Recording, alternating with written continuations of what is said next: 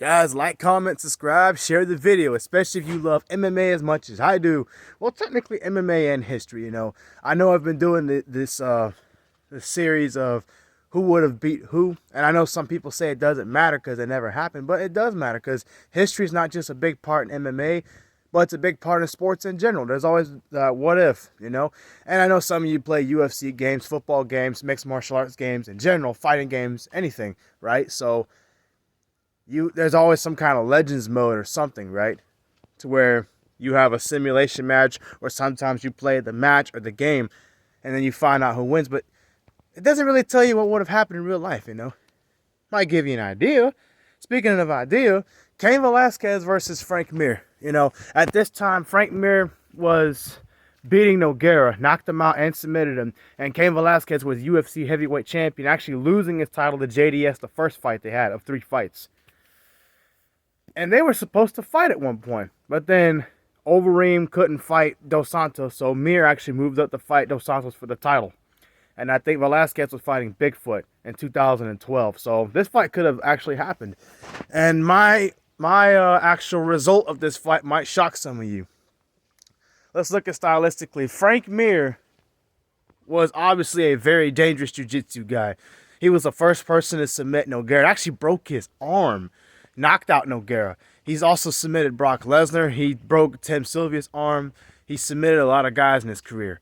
He's actually knocked out guys too. He knocked out Nogueira. He knocked out what's that guy's name? He knocked out in 2015. Not Bigfoot, but the other guy. I can't remember his name. That was before he lost to Arlovsky by decision. But Frank Mir also had some heavy hands. And if you look at Cain Velasquez, very good wrestler, collegiate level wrestler. He had some really good kickboxing skills. He can do head kicks. He knew how to punch guys in the face really good. Really good ground and pound. Very smart fighter. But if these two would have had a fight in 2011 or 2012, I do think Frank Mir would have beat him. But I also think they would have fought again. I think Cain would have won the rematch. I'll tell you why Frank Mir would have won. See, Cain Velasquez, I know you look at the Verdum fight and he tapped out the way it was with the altitude, but the fact is he still got tapped out and he was getting beat on the feet. That's Cain's fault, you know? So I don't think he would have got tired fighting Frank Mir, but I think Frank Mir would have held his own standing up with Cain Velasquez just because he has the size advantage and he had some power in his hands.